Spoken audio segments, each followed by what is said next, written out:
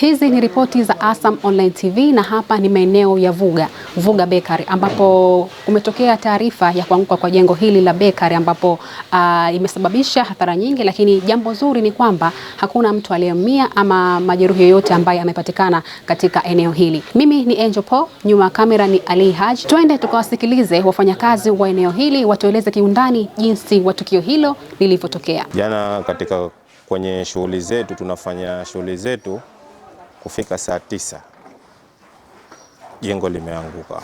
Sasa katika kuanguka kabidi kukimbia, bahati nzuri tukanusurika sote, hakuna alopata majeruhi wala alokufa. Tunafanya kazi tuko watu 11, kila shift ni watu 6, shift moja ni watu 5. Lakini kusema la kweli tumekwama sana kwa sasa hivi kimaisha, kwa sababu li jambo limetokea hafla. Kwa maana tunahitaji msaada, serikali tuangalie, itusaidie kwa swala hili, kwa sababu hatujui tuelekee wapi na tuna watoto. Aloathirika kusema la kweli hamna, isipokuwa tumeathirika kihasara na kuwa hatuna kazi za kufanya, kwa sababu wa mwisho kutoka katika hilo jengo linaanguka ni mimi. Ishara siku moja linakuwa kama nadondoka baadhi ya mawe, lakini sio makubwa sana, na dondoka kama hivi, ishara ndio ilokuwepo. Hata jana ilikuja ishara hiyo, lakini tukaona kama ni kawaida. Hasa kusimama kwetu kwa watu 6, 3 wakawahi kutoka nje, sisi ndo tunakata unga. Wewe katika hao 3 waliotoka nje, mmoja akabidi akazungumza, sasa tokeni, jengo linaanguka hilo, mnakufa. Sasa ndo katika vile kutoka sisi ndo kumalizika jengo. Hasara zipo nyingi sana ndani, kwa sababu mule ndani muna nyunga zishazopondwa, muna nyunga ilikuwepo juu ya meza, kwa maana zimetoa kwenye polo nyingine, na nyingine zipo chini sasa, ambayo ndo zile pale, na nyingine kwa mashine ndani kule iko. Ndani ya mashine zipo nyunga. Kwa maana ni hasara kubwa, alafu na mashine pia yenyewe imeharibika.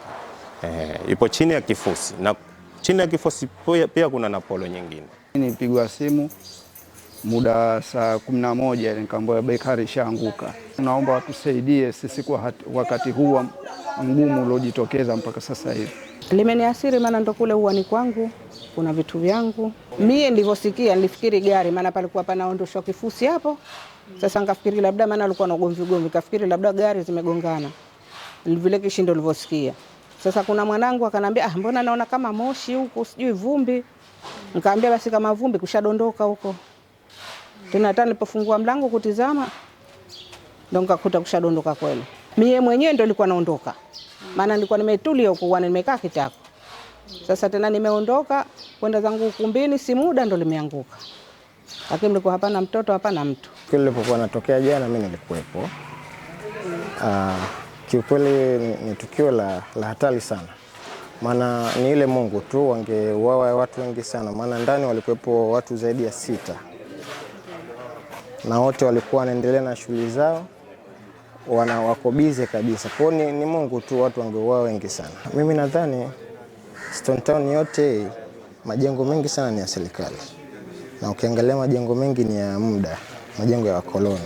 Sasa wito wangu kwa serikali kwanza, haya majengo ambayo kidogo yanahitaji ukarabati tena wa mapema, basi yafanyiwe utaratibu kabla athari hazijatokea. Wajitahidi sana serikali, nadhani wanatusikia.